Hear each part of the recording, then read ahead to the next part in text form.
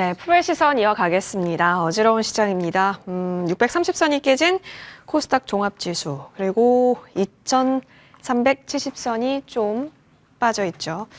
자, 여러분 이제는 우리는 어떻게 해야 될까요? 이제 두 분의 프로와 얘기 나눠보겠습니다.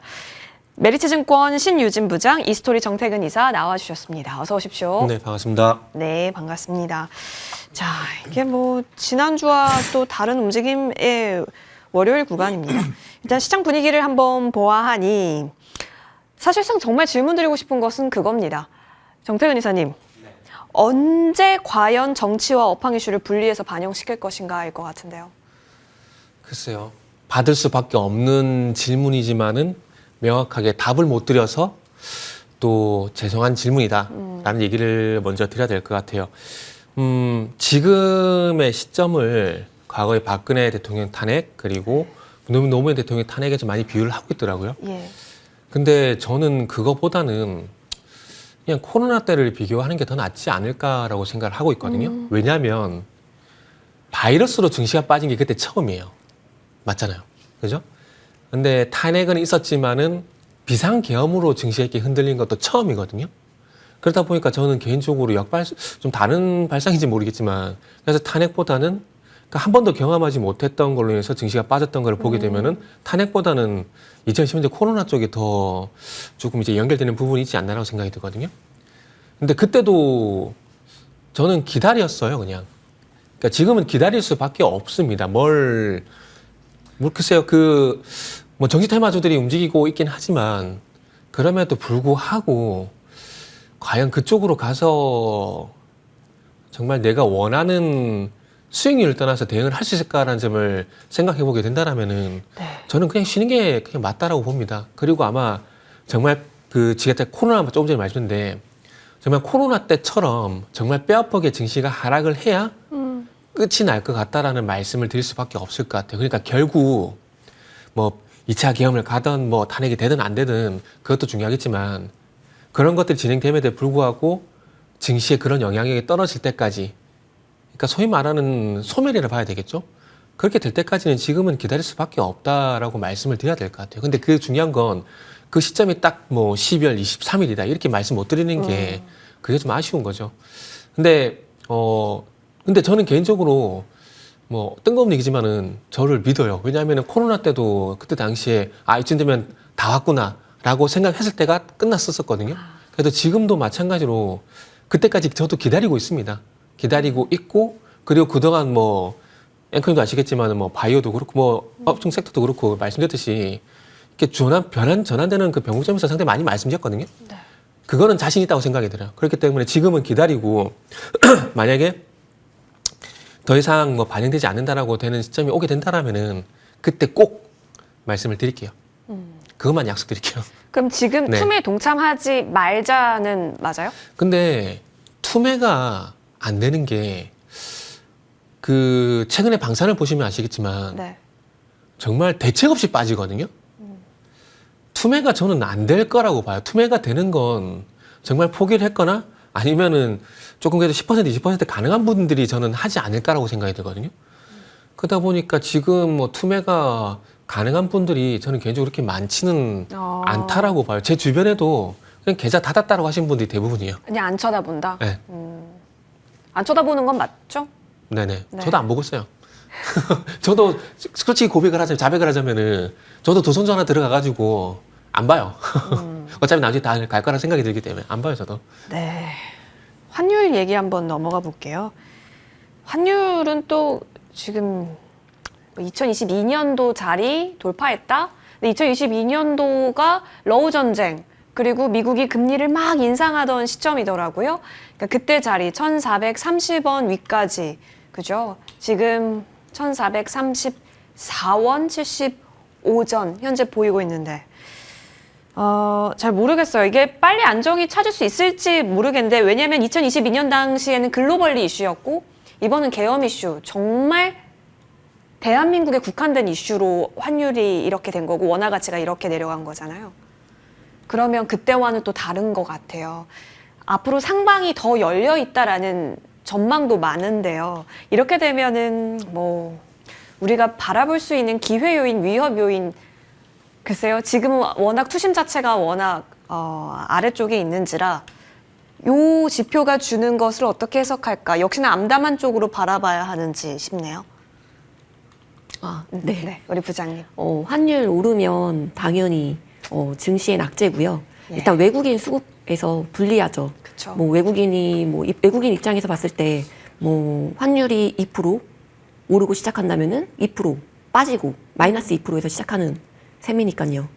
근데 뭐 그래서 지금 현재 환율이 안정적인 상황도 아니고 이렇게 변동 심할 때는 그들 입장에서 더 주저하기 마련이기도 하고요.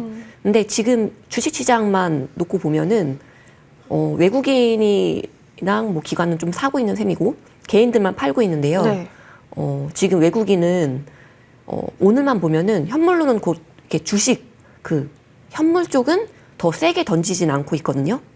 그러니까 팔 만큼 팔았던 자리고 지수 밸류면에서도 최저라는 건 누가 봐도 알고 있기 때문으로 보이고요. 매도에 실익이 없는 구간이라고 생각하고 있는 것 같아요. 다만 이제 환율이 여기서 더 솟구친다? 네. 그랬을 경우에는 더 주식장 빠질 수 있죠. 외국인 입장에서 갖고 있는데 계속 마이너스가 되는 셈이니까 뭐 좀 팔 가능성이 크죠. 근데 지금 우리나라만의 이 어이없게 이 독특한 위기 상황 때문에 주식엔 지금 이미 기존보다 필요 이상으로 충분히 주식시장은 반영됐다고 보이고요.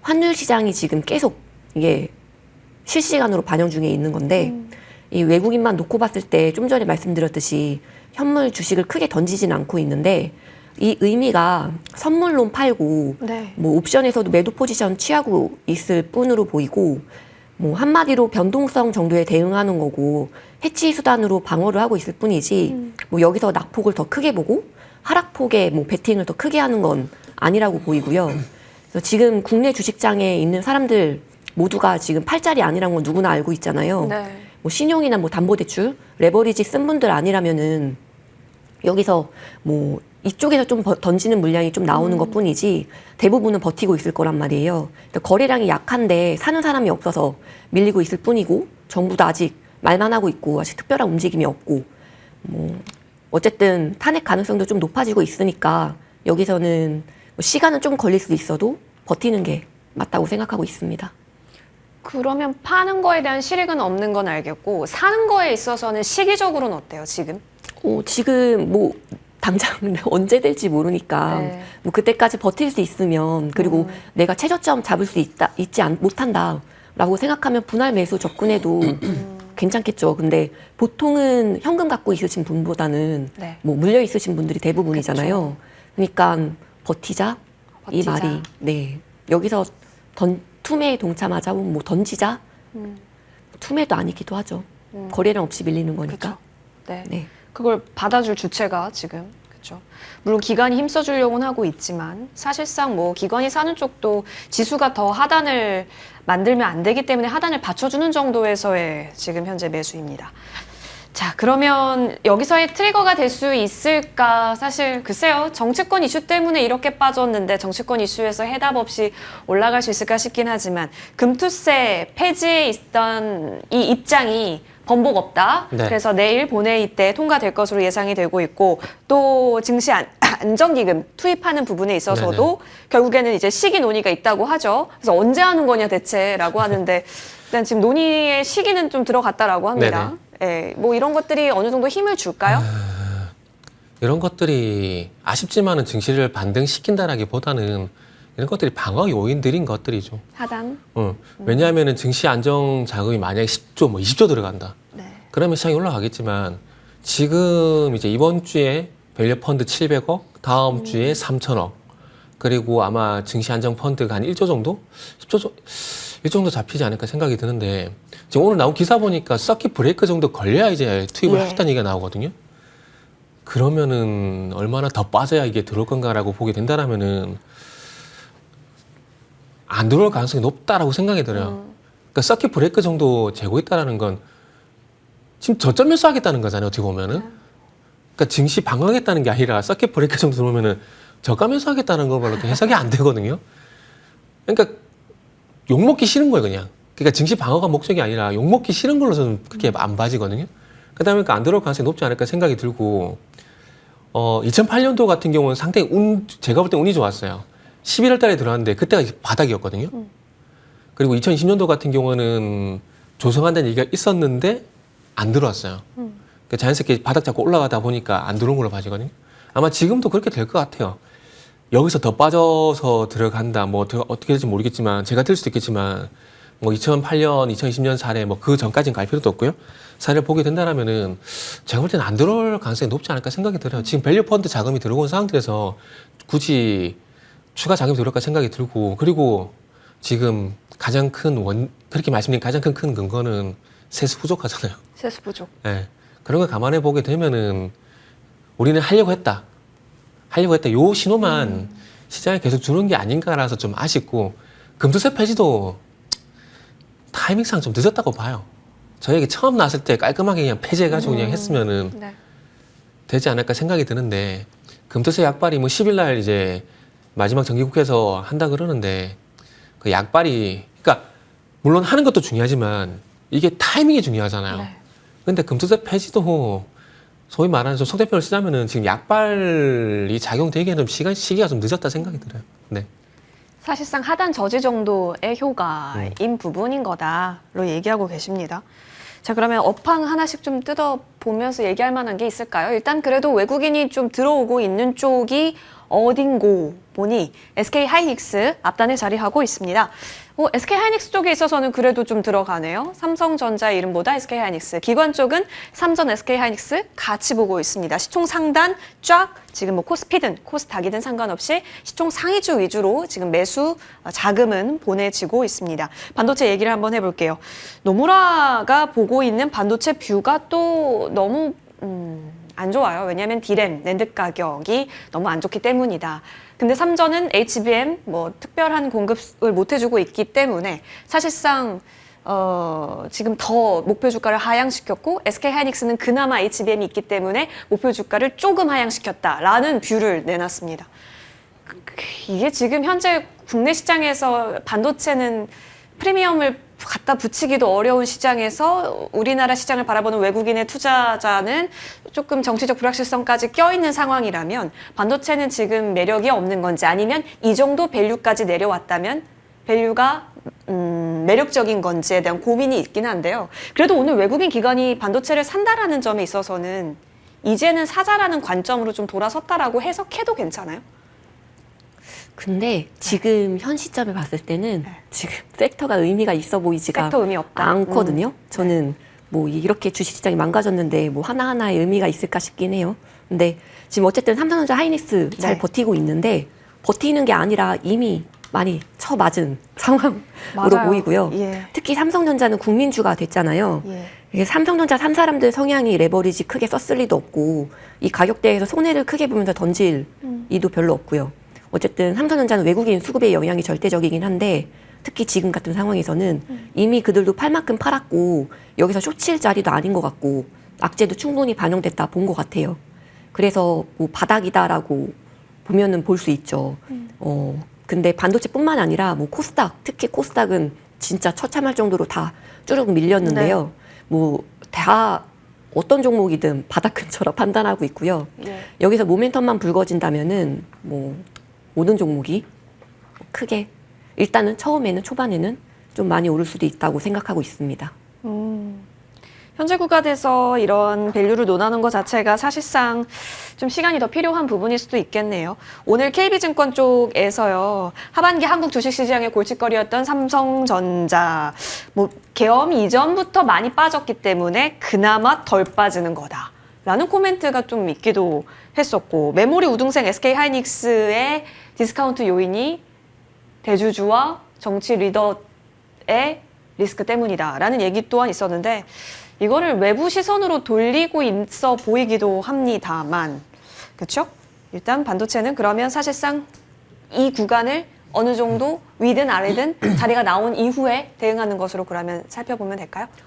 어쨌든 지금 뭔가 이 상태가 해결되지 않는다면은 뭐 저희 수출주 당연히 반도체뿐만 아니라 대부분의 기업의 신뢰도에 큰 영향이 있으니까 뭐 사업하시는데 큰 영향이 있기 때문에 영향이 있다고 봐야죠. 지켜는 봐야 될 것 같습니다. 네. 금융주 한번 가보겠습니다. 자, 자금이 있는 투자자라면 증권주나 뭐 은행, 보험과 같은 이런 금융주 쪽에 있어서 관점이 굉장히 또 긍정적인 것 같아요. 그러니까 지금 이쪽도 약간 쟁점인 것 같아요. 오히려 이럴 때가 하단이다. 지금이 좀 더 네네. 바닥권이다. 금융주를 바라본 시선이 아니면 오히려 밸류에 대한 매력도가 더 높아지려면 주가가 좀 더 내려오면 그래도 사겠다라는 관점이 모아지는 쪽이 금융주예요. 연말 특수성의 효과일까요? 그죠. 이론상으로는 맞죠. 그런데 이거를 실제로 갖다 붙이게 되면 그게 맞을까라는 것도 고민해야 되거든요. 사실 금융주는 저 개인적으로는 되게 억울하다고 생각을 하고 있어요.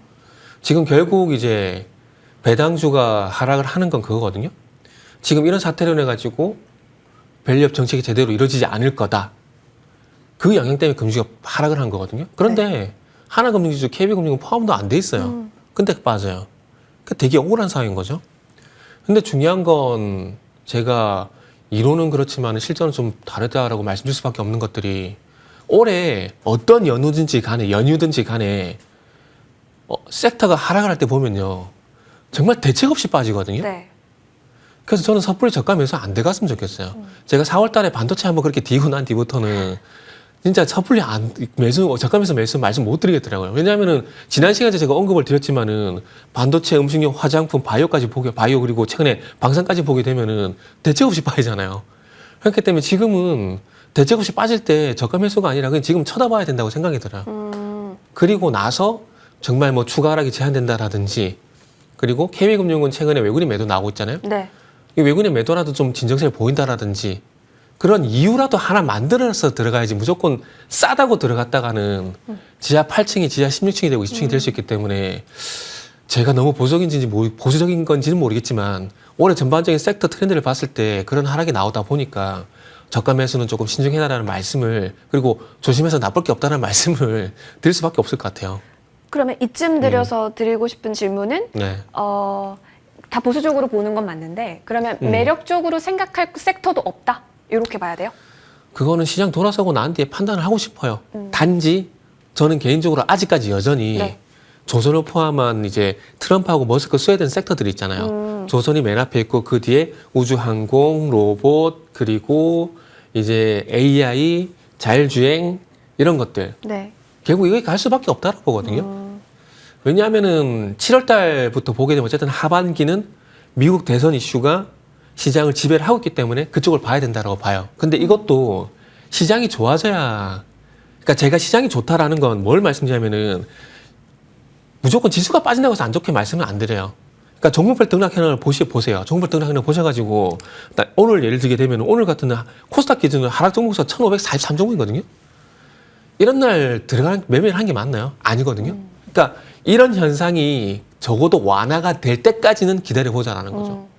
시장이 하락을 하더라도 이렇게 극단적으로 하락 종목수 우위를 보는 현상이 조금 완화가 돼 나간다. 그럼 더 이상 파는 사람이 없다라고 해석을 해도 되는 거잖아요. 그러면은 저가 매수할 만한 이유가 생기는 게 되잖아요. 그러니까 그런 이유라도 만들어서 들어가시라는 거죠. 제 말씀은. 매도 물량이 줄어드는 것을 확인해야 이것이 네네. 저점인지 아닌지의 판단 근거가 생긴다. 알겠습니다. 2차전지 얘기 한번 나눠보겠습니다. 자, 지금 현재 기관 순매수 보이는데요. LG 엔솔 6위 현재 확인이 되고 있고 외국인은 또 2차전지단 담고 있는지 확인해 보겠습니다. 볼까요? 에코프로 BM 7위에 현재 보입니다. 그러니까요. 너무 신기해요. 2차전지단 오늘 굉장한 뉴스들, 그러니까 좋은 뉴스가 아니라 뭐 비중국향 시장에서의 어느 정도의 뭐 우리나라 2차전지 기업들의 비중이 뭐 줄고 있다. 뭐 이런 얘기도 있었고 굉장히 많았음에도 불구하고 오늘 시장에서 빨간불을 군데군데 켰거든요.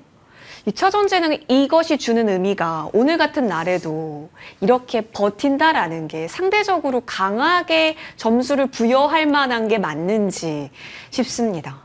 신 부장님. 뭐 특별히 오늘 점수를 줄 수 있다 이렇게 생각되진 않아요. 네. 지금 뭐 왜 오르는지 뭐 솔직히 잘 모르겠는데 뭐 2차 전지가 테슬라 효과의 뭐 직접 수혜까지는 아니고 그게 현재 안 되고 있어서 좀 걸리긴 한데 뭐 물론 바닥 근처긴 할 수 있죠. 전기차 시대가 대세 속에 있으니까 궁극적으로 배터리 관련주도 수혜라고 생각되긴 하는데 일단 당장의 수혜로서는 뭐 머스크가 보조금 지원에 반대하고 있기 때문에 조금 시간이 걸릴 것 같고요. 그렇다고 뭐 장기 투자 관점에서는 나쁘지 않다고 생각하고 있고요.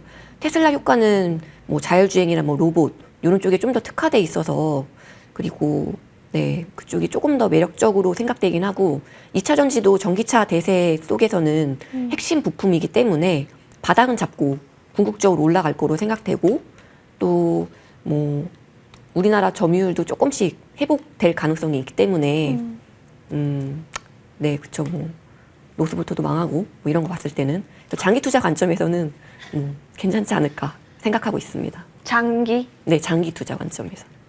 중장기 투자 관점에서. 그럼 오늘 이렇게 뭐 매수 리스트에 2차 전지 종목들이 있다라는 거에 있어서는 크게 기뻐할 이유까지는 보고 크게 있지 않으신가요? 의미가 예. 무슨 의미가 있는지까지는 잘 모르겠어요. 그러니까 오늘 들어오는 그럼 이 수급은 다 의미가 없다라고 봐야 돼요? 아니면 지수 하단을 지켜준다라는 의미로서만 봐야 되는 거예요? 제한적으로 봐야 되는 거예요? 지금 거래량이 네. 지금 굉장히 좀 많이 저조한 상태잖아요. 네. 그렇기 때문에 누가 조금 더 매수하냐, 좀 덜 파냐, 이런 게 아닐까 싶긴 해요. 수급적인? 네네네. 수급적 의미로 좀 더 보시는군요. 알겠습니다. 자, 그러면 정태근 이사님. 네. 자, 매도가 줄어들었을 때 저점인지 아닌지 판단하고 그때 우리가 한번 생각해 볼 수 네네. 있다라고 얘기를 해 주셨는데 사실상 원래 좀 많이 올랐었던 것들은 다 내려가는 때의 계엄령 맞고 더 내려가고 있잖아요, 지금 시장이. 네. 그런 관점에서 다음 질문 드리고 싶은 게 사실 바이오주입니다. 생보법 관련해서 단독 뉴스긴 했지만 조금 뭐 올해 안에 통과되기 어려울 수 있다라는 얘기까지 나왔어요. 네. 그러니까 바이오주가 참 날개를 다려다가 좀 꺾인 건가 싶은데 외국인 순매수에는 또 삼바 이름이 있네요. 어떻게 봐야 돼요?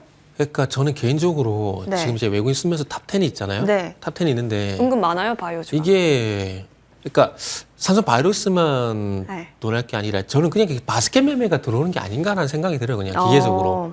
그러니까 외국인의 매수가 그러니까 그 오늘 종목 하나 예를 들게 되면은 JYP 엔터테인먼트 그쵸. 최근에 기관수 외국인 수 그렇게 좋은데도 빠집니다.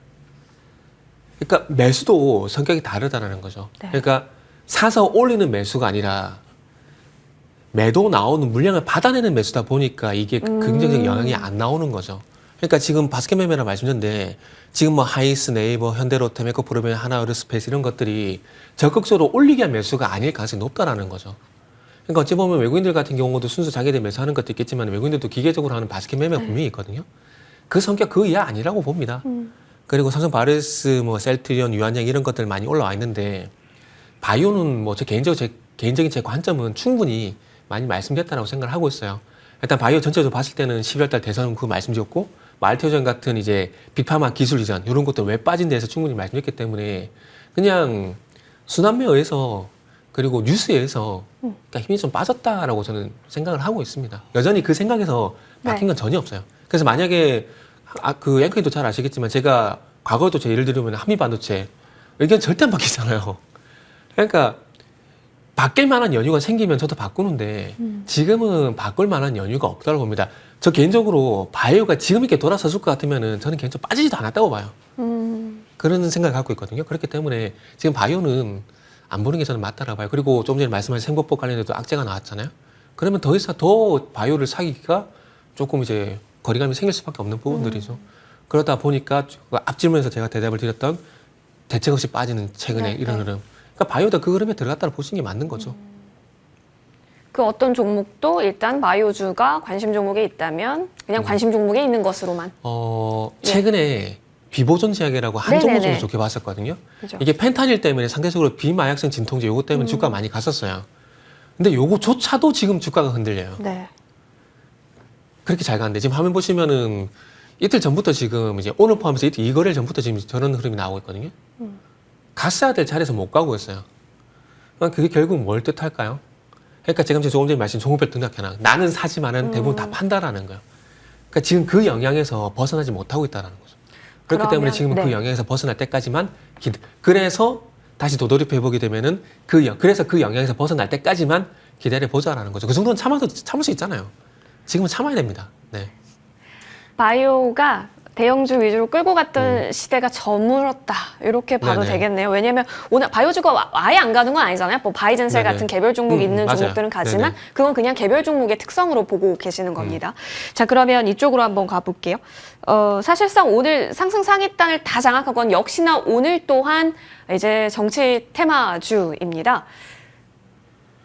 자리를 유일하게 지켰던 관련주까지 오늘 뭐 상한가를 터치하기도 하고 또 분주하게 나타나고 새로운 정권이 들어설 기대 때문인지 모르겠는데 조금 더 강조해뒀던 그런 정책까지 같이 움직입니다.